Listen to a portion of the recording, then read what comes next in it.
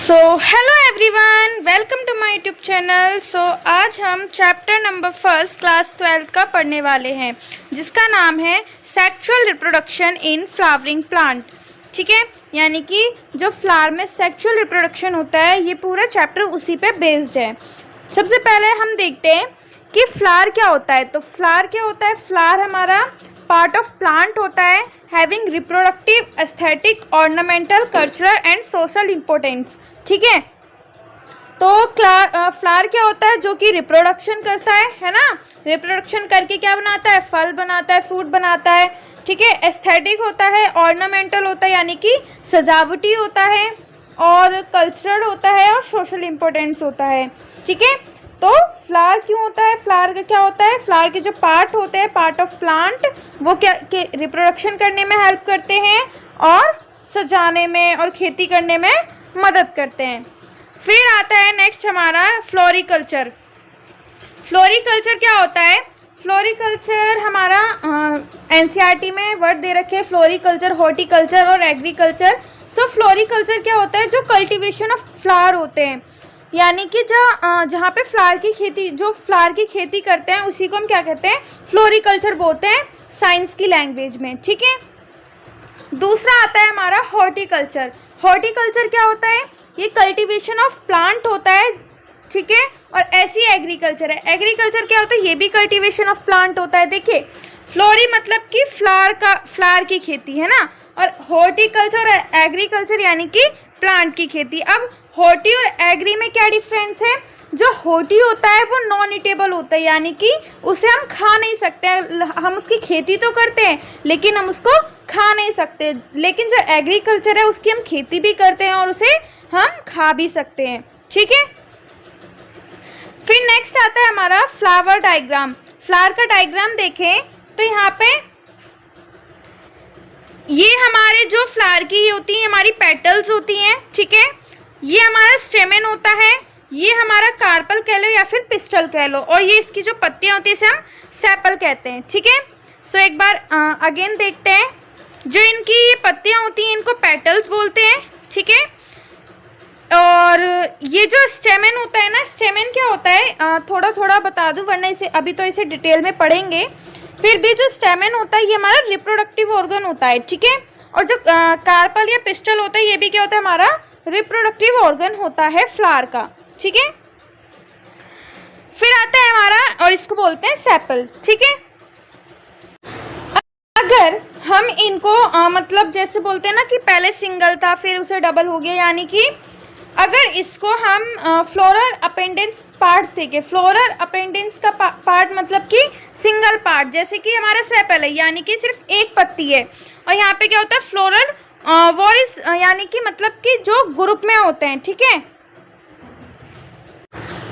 Okay, जो हमारे हॉरिस होते हैं ये क्या होते हैं? हमारे ग्रुप में होते हैं। हॉरिस मतलब होता है ग्रुप में होना। ठीक है, और अपेंडेंसेस का मतलब यानी कि सिंगल्स में होना। जैसे कि सेपल हमारे यहाँ पे सिंगल में, लेकिन यहाँ पे क्या हो जाएगा? ग्रुप बन जाएगा। यहाँ पे ऐसे करके देखा है, ग्रुप बना है, तो उसे हम उसको दूसरा नाम हो जाएगा, उसका नाम चेंज होके क्या हो जाएगा? उसका नाम चेंज होके हमारा कैलिक्स हो जाएगा। क्या हो जाएगा? कैलिक्स। सो हम सेपल को हम जब सिंगल होता है तो उसे सेपल बोलते हैं, और जब डबल हो जाता है, जब ग्रुप बन जाता है, तो उसे हम कैलिक्स बोलते हैं।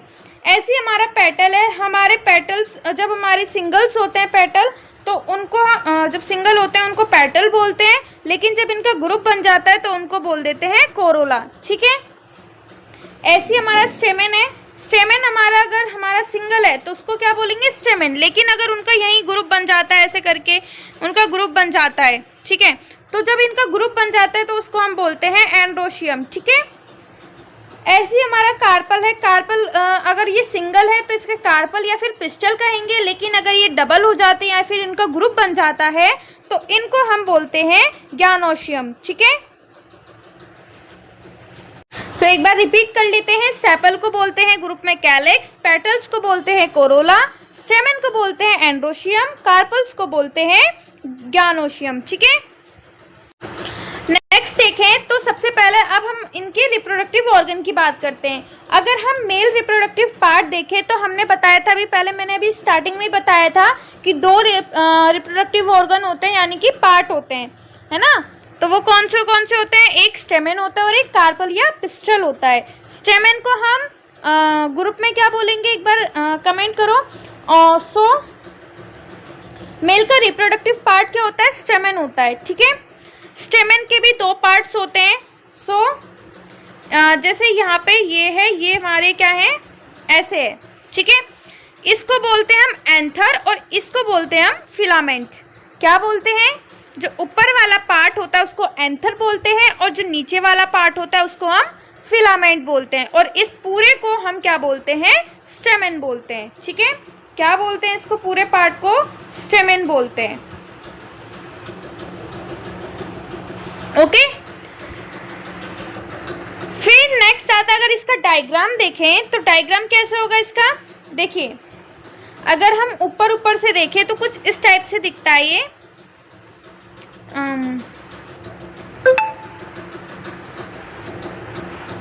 कुछ इस टाइप से दिखता है, ऐसे करके।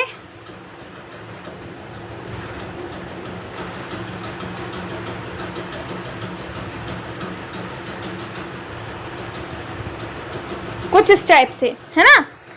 तो इसको हम ऊपर वाले पार्ट को क्या बोलते हैं? हम ऊपर वाले पार्ट को हम एंथर और नीचे वाले पार्ट को फिलामेंट बोलते हैं, है ना। लेकिन अगर इस एंथर के पार्ट को अगर हम खोलेंगे तो वो कैसे दिखेगा? वो कुछ इस टाइप से दिखेगा। देखिए, यहाँ पे अगर इसको हम खोल देंगे, इसको हम जब खोलेंगे तो यहाँ पे क्या होगा? इस तरह से कुछ स्ट्रक्चर बनेगा, है ना। जब इसको हम खोलेंगे तो कुछ इस तरह से स्ट्रक्चर बनेगा, जिसमें क्या होगा? जिसमें हमारे ये जो साइड की वॉल होती है, इनको हम थीका, जो साइड की वॉल होती है, ये जो चीज होती है, इसको हम क्या बोलते हैं? इसको हम बोलते हैं थीका, ठीक है। और इसके अंदर क्या होता है? इसके अंदर हमारे माइक्रोस्पोरेंजियम होते हैं, ठीक है। यानी कि थीका, ये हमारा थीका है, ठीक है। और इन थीका के अंदर ये जो गोल गोल्स हैं, इन्हें क्या बोलते हैं? हम माइक्रोस्पोरेंजियम बोलते हैं, ठीक है। तो क्या बोलते हैं इनको? माइक्रोस्पोरेंजियम बोलते हैं, ठीक है। अब जो हमारे ही बीच में जो लाइन दिख रही है, ये क्या होता है? हमारे दो पार्ट में डिवाइड कर रहे हैं, यानी कि इनको क्या बोलते हैं? इन दो पार्ट्स को लोब बोलते हैं। क्या बोलते हैं? LOBE, लोब, ठीक है। इनको क्या बोलते हैं? हम लोब बोलते हैं। तो ये कितने लोब्स होते हैं? इसमें दो लोब होते हैं, ठीक है। ये फर्स्ट लोब, ये सेकंड लोब, यानी कि एक लोब में कितने थीका है? दो, ठीक है। और एक लोब में कितने थीका है? दो। और एक लोब में कितने माइक्रोस्पोरेंजियम है? दो, है ना। कितने माइक्रोस्पोरेंजियम है? दो। और ऐसे ही अगर हम बात करें कि दो लोब में कितने थीका हैं, तो दो लोब, यानी कि पहला लोब, ये पहले लोब में कितने हैं? दो। और फिर दूसरा लोब ये है, तो दूसरे में कितने? दो। तो दो प्लस दो ये कितने होते हैं? चार थीका। तो कितने थीका हैं? चार। अगर दो लोब बोले या फिर बोले कि एक एंथर में कितने थीका हैं, तो एक पूरे एंथर में कितने थीका हैं? हमारे चार, ठीक है। और पूछे एक एंथर में कितने माइक्रोस्पोरेंजियम है, तो कितने हैं? चार। अगर पूछे एक लोब में कितने माइक्रोस्पोरेंजियम है, तो कितने बोलेंगे? दो। और अगर एक ये पूछे कि दो लोब में कितने थीका है, तो कितने थीका है? चार। समझ रहे हैं ना? ओके। सो देखते हैं यहाँ पे, तो एक एंथर में कितने वो हैं? एंथर एक क्या बोलते हैं, मतलब एंथर में कितने लोब्स होते हैं? दो लोब्स में। अगर एक एंथर में कितने लोब्स होते हैं? दो लोब्स होते हैं। तो एक लोब में कितने थीका होंगे? दो थीका होंगे। और एक एंथर में कितने थीका होते हैं? दो प्लस दो चार, है ना। एक लोब में कितने माइक्रोस्पोरेंजियम होते हैं? कितने होते हैं? दो। और एक एंथर में कितने माइक्रोस्पोरेंजियम होते हैं? तो कितने होते हैं? चार, ठीक है। अभी मैंने यही बताया था ना, ओके। सो अब जो हमारे दो लोब्स होते हैं ना, उनको अगर हम बायोलॉजिकली देखें यानी कि साइंटिफिक नेम देखें तो वो उसे क्या होंगे, बायलोब्ड बोलेंगे। क्योंकि एनसीईआरटी में हमारे ये वर्ड्स दे रखे हैं तो इनको क्या बोलेंगे, बायलोब्ड। बायलोब्ड का क्या मतलब है, जिसमें हमारे दो लोब्स होते हैं, ठीक है। नेक्स्ट आता है डायथीकस। डायथीकस का क्या मतलब है, जिसमें हमारे डाई मतलब दो, थीकस मतलब थीका, जिसमें हमारे दो थीका होते हैं, ठीक है। नेक्स्ट है हमारा टेट्राथीकस। टेट्रा मतलब होता है चार और थीकस मतलब होता है थीका, जिसमें चार थीका हो। नेक्स्ट आता है हमारा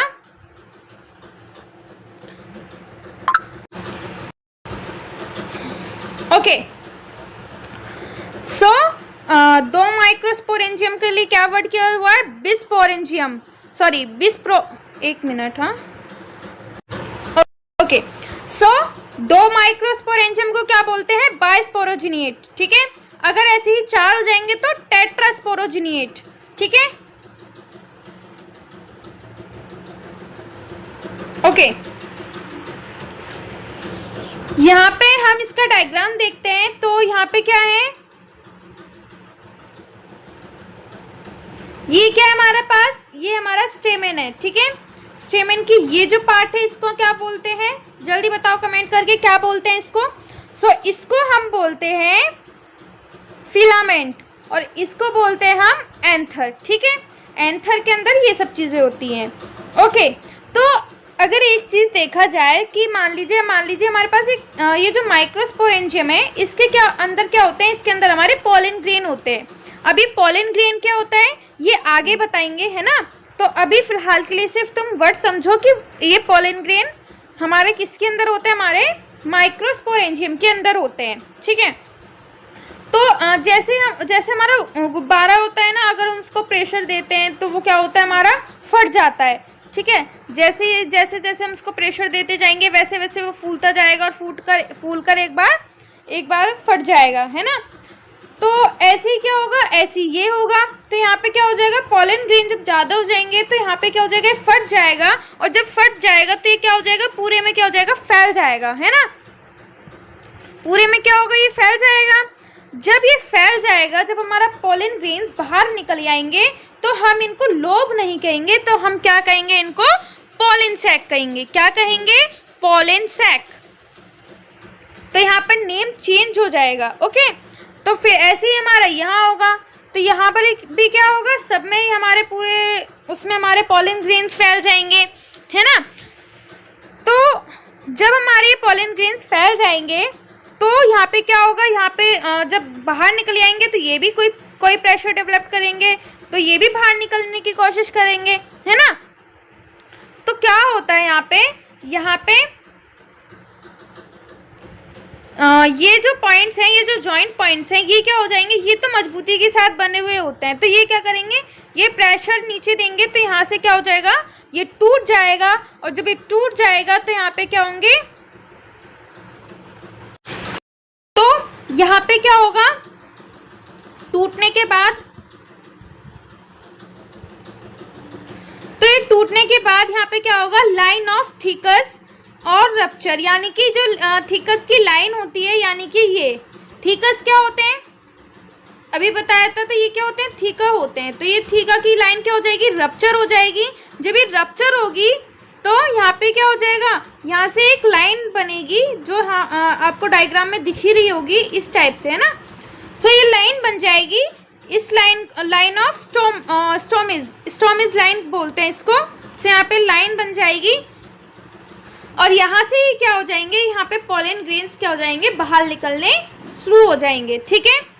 समझ रहे हैं पॉलन ग्रेन्स हमारे स्टिग्मा से कैसे निकलते हैं। सो कैसे निकलते हैं, सबसे पहले प्रेशर डेवलप होगा, हमारा माइक्रोस्पोरेंजियम रप्चर होगा। जब माइक्रोस्पोरेंजियम रप्चर होगा तो यहाँ पे क्या हो जाएगा, लोब से पॉलन सैक में डेवलप हो जाएगा। जब पॉलन सैक बन जाएगा तो यहाँ पे हमारी जो थीकाज हैं उन पर भी प्रेशर बनेगा, जिसकी वजह से क्या बनेगा, हमारी एक यहाँ से पॉलन ग्रेन्स को निकलने के लिए एक रास्ता बन जाएगा।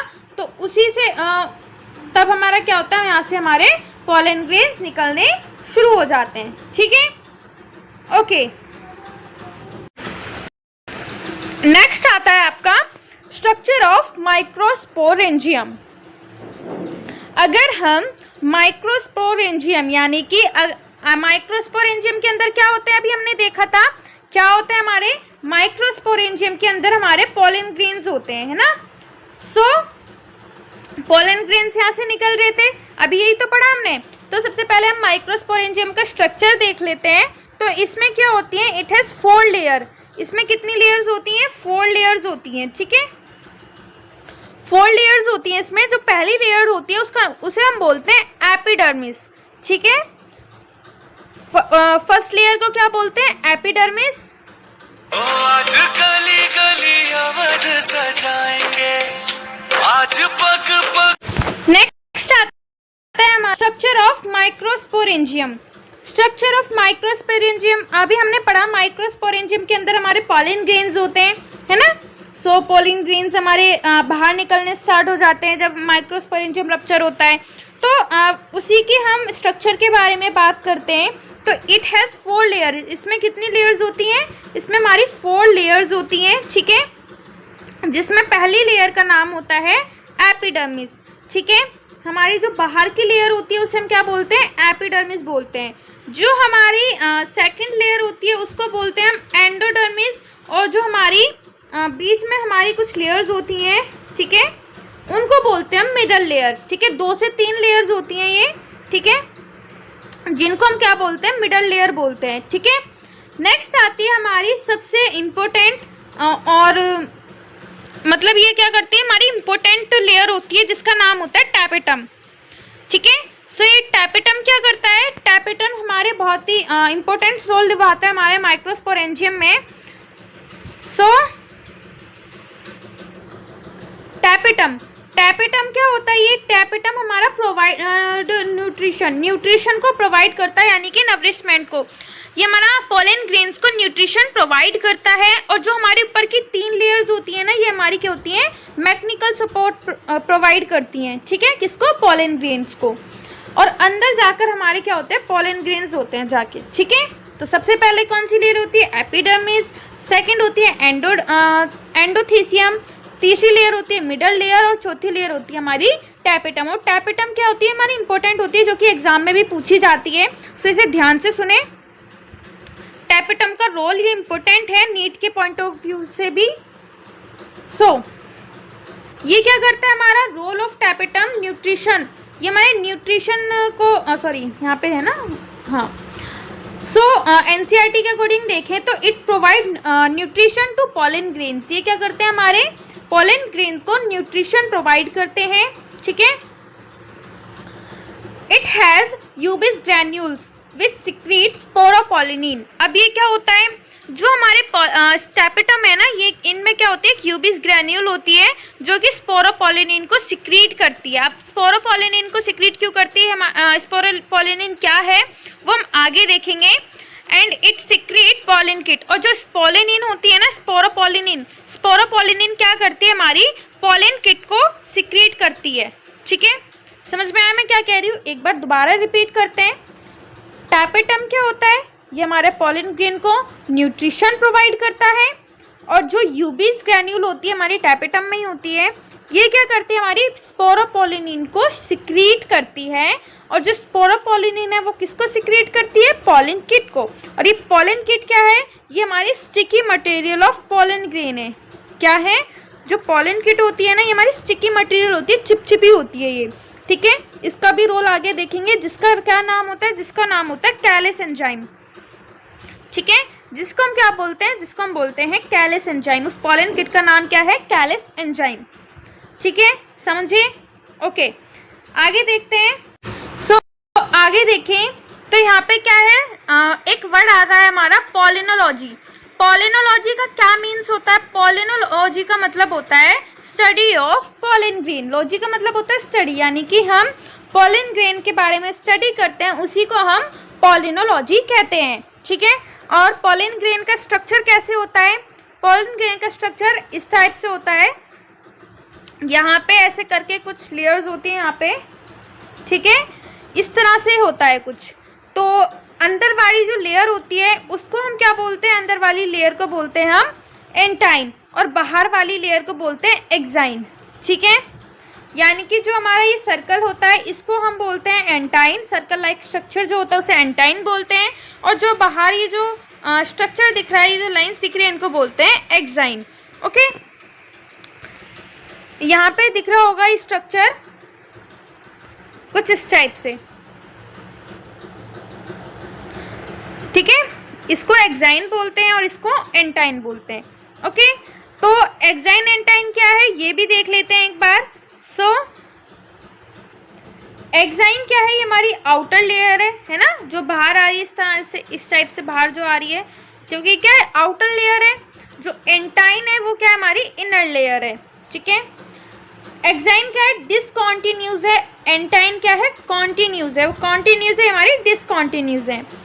ये एक्साइन लेयर क्या होती है, हमारी हार्ड होती है, क्योंकि ये बाहर की लेयर है। अब बाहर की लेयर हार्ड नहीं होगी तो क्या होगी, वरना तो अंदर वाला जो भी कुछ जैसे हम एक मकान में रह रहे हैं, तो अगर वो मकान अगर मजबूत नहीं होगा तो वो तो टूट जाएगा ना, हम कैसे सेफ रह पाएंगे। तो ऐसी ये है, तो बाहर वाली लेयर क्या होती है, हमारी हार्ड होती है, और अंदर वाली लेयर क्या होती है, हमारी सॉफ्ट होती है, ठीक है। ये क्या होते हैं, मेड ऑफ स्पोरोपोलिनिन। तो नाम याद रखना कि एक्साइन लेयर किससे बनते हैं, तो किससे बनते हैं, स्पोरोपोलिनिन से, ठीक है। ऐसे हमारा एंटाइन है, तो एंटाइन किससे बनता है, हमारा एंटाइन बनता है हमारा सेलुलोज प्लस पैक्टीन से, ठीक है। किससे बनते हैं, सेलुलोज प्लस पैक्टीन से। ओके ओके, सो एक क्वेश्चन आता है हमारा, एक क्वेश्चन भी पूछा जाता है कि which part of plant is shaded by archaeological department. Which part of plant is shaded by archaeological department. सो इसका आंसर क्या होगा, इसका आंसर है pollen grain, because it is never destroyed by diametic और anaematic activity, ठीक है, due to presence of exine layer. Exine layer क्या होती है, हमारी हार्ड होती है, इसलिए हमारी जो होती है डिस्ट्रॉयड बाय डायमेटिक और एनायमेटिक एक्टिविटी, ठीक है। समझ रहे हैं ना आप?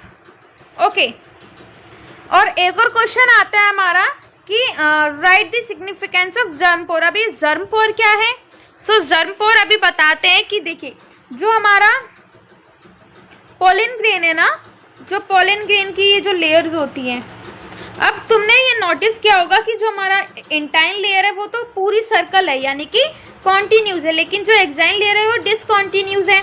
तो इसमें ये जो गैप दिख रहा है,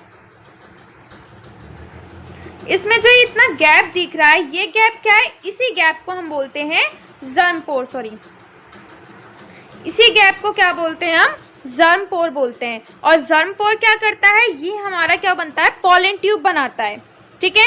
अब बात करेंगे कि पोलन ट्यूब क्या करता है और कैसे बनता है, तो वो भी देखेंगे। सो ये सबसे पहले यही समझ लीजिए कि जर्मपोर क्या है। जर्मपोर हमारा पोलन ट्यूब को फॉर्मेट करता है, यानी कि फॉर्मेशन ऑफ पोलन ट्यूब है, ठीक है।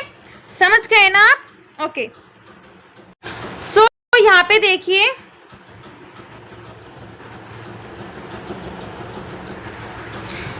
ये क्या हमारा पोलन ग्रेन है ना।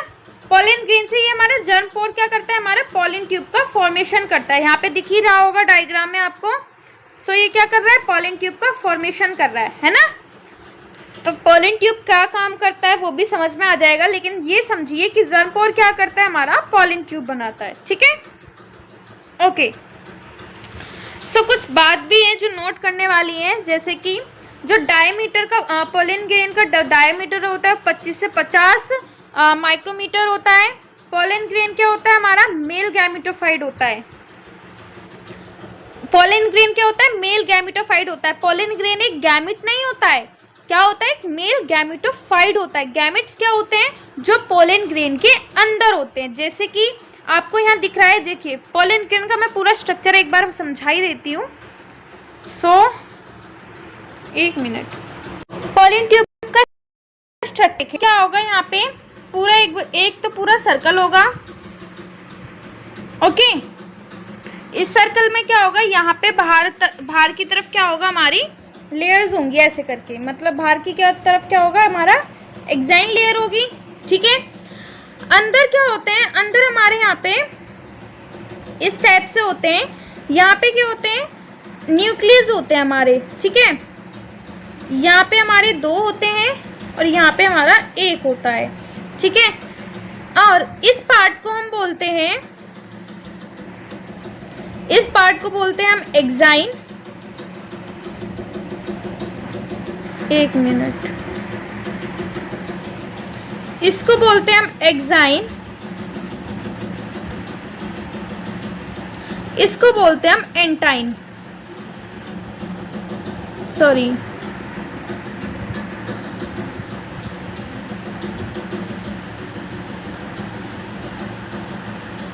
है ना। जो अंदर का पार्ट होता है, ये वाला जो पार्ट होता है, इसको बोलते हैं हम वेजिटेटिव पार्ट। क्या बोलते हैं, इसको बोलते हैं हम वेजिटेटिव पार्ट।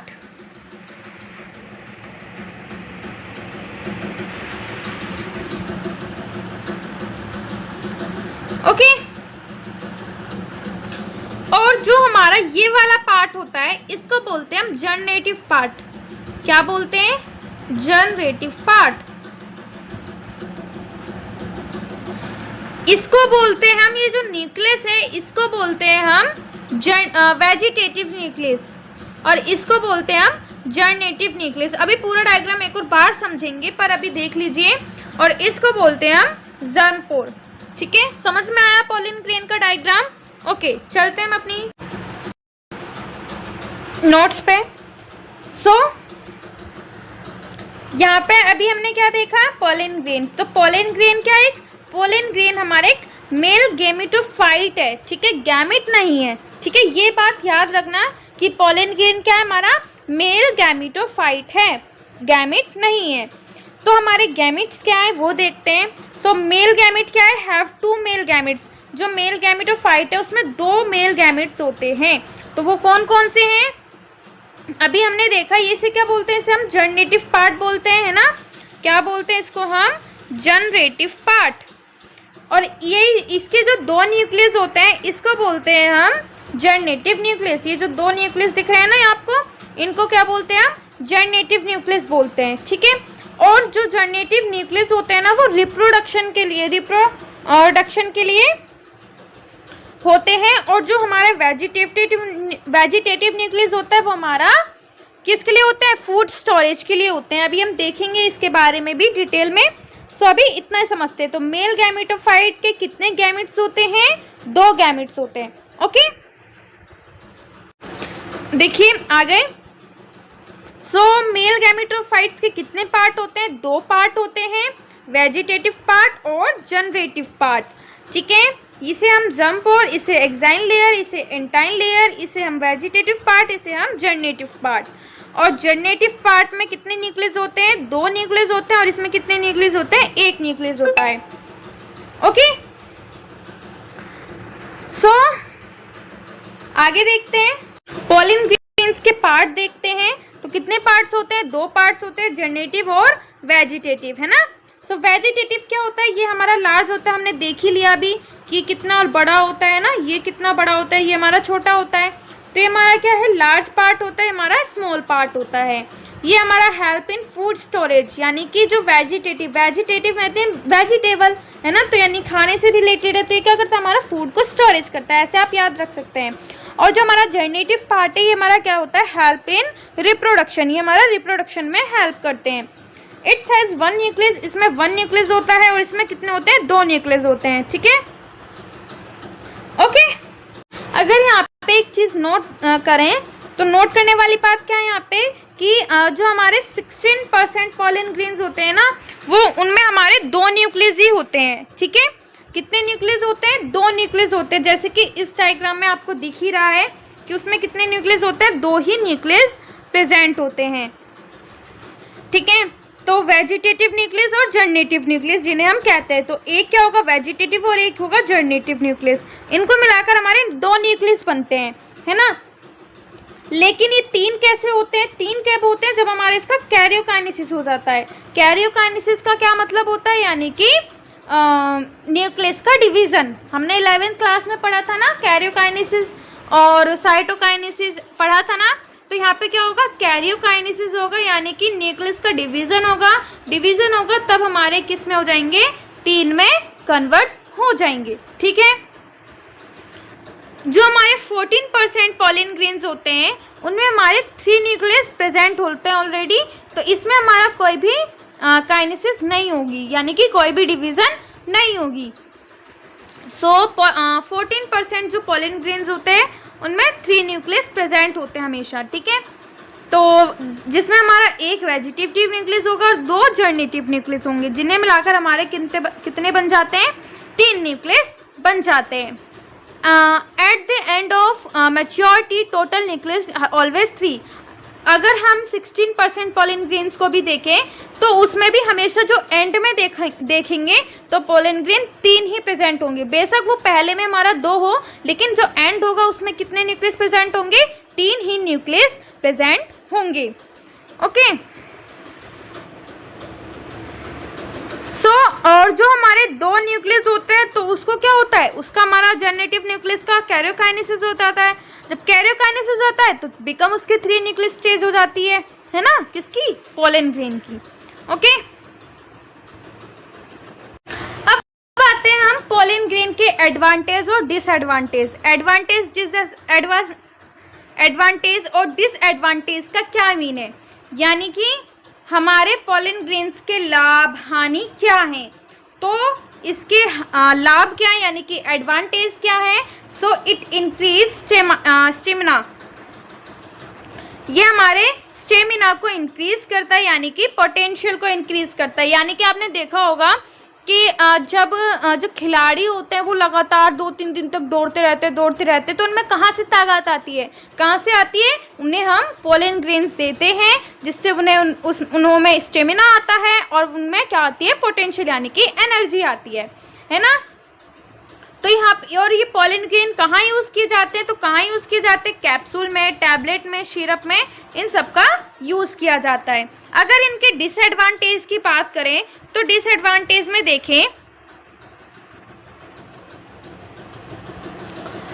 डिसएडवांटेज में देखें तो इसमें क्या होगा, पॉलिन एलर्जी। पॉलिन एलर्जी क्या होती है, it is hyper sensitive reaction of body against pollen grain in form sneezing, यानी कि हमारे क्या होते हैं, हमारी बॉडी के लिए बहुत ही हाइपर सेंसिटिव रिएक्शन देते हैं हमारे बॉडी के अगेंस्ट। ये क्या करते हैं, हमें स्नीजिंग मतलब हम एकदम से लगातार छींक रहे हैं तो हम छींकते रहेंगे कम से कम 50-100 बार। तो भाई हमारी तो 1-2 बार छींकने में ही हालत ख़राब हो जाती है, तो 50-100 बार तो हम रहेंगे ही नहीं, है ना। तो क्या है, हमारी पॉलिन एलर्जी होती है यहाँ से। तो ये कैसे होती है इसको देख लेते हैं एक बार। सो यहाँ पे क्या है हमारे पास, ये हम जब करते हैं तो हमारे इन साइड में ना सेल्स होती हैं जिनको हम क्या बोलते हैं, मस्ट सेल। ठीक है, मस्ट सेल बोलते हैं। और अगर इनका एग्जाम्पल देखें कि पोलन एलर्जी किससे होती है, हमारी पार्थेनियम यानी कि कैरेट ग्रास से। कैरेट ग्रास के जो पोलन ग्रेन्स होते हैं ना, उनसे हमारी स्नीजिंग होती है और इसको हम पार्थेनियम बोलते हैं। तो पार्थेनियम नाम से एग्जाम्पल आ सकता है एग्जाम में, सो याद रखें। ओके, अगर हम इसका मैकेनिज्म देखें तो क्या होगा मैकेनिज्म, हमारा पोलन ग्रेन एंटर करेगा हमारी रेस्पिरेटरी ट्रैक में। ठीक है, जब हमारी रेस्पिरेटरी ट्रैक में एंटर करेगा पोलन ग्रेन, तो जिससे हमारी मस्ट सेल अभी देखी थी कि यहाँ पे हमारी क्या होती है, मस्ट सेल प्रेजेंट होती हैं। तो ये क्या होंगी, गेट एक्टिवेट हो जाएंगी। जब ये एक्टिवेट हो जाएंगी ना, तो मस्ट सेल हमारी कुछ चीज़ सिक्रीट करती हैं, जैसे कि हिस्टोमाइन और सेरोटोसाइन और IgE। ये जो चीज़ है ये हमारी सिक्रीट करती है कौन, मस्ट सेल। नाम याद रखिए, आगे हम पढ़ लेंगे। सो हिस्टोमाइन और सेरोटोनाइन और IgE ये क्या करते हैं, हमारे मस्ट सेल जब एक्टिवेट होते हैं तो सिक्रीट होते हैं। फिर क्या होगा, जब ये हमारे सिक्रीट हो जाएंगे तो it increase intake of air, जिससे क्या होगा, हमारी जो हमारा इनटेक इन एयर, हम क्या करेंगे, ज़्यादा एयर लेंगे, फोर्सफुली इंस्पायर करेंगे, है ना। हमने पढ़ा था ना उसमें क्लास 11th में इंस्पायरेशन और एक्सपायरेशन, तो बहुत फोर्सफुली इंस्पायर करेंगे।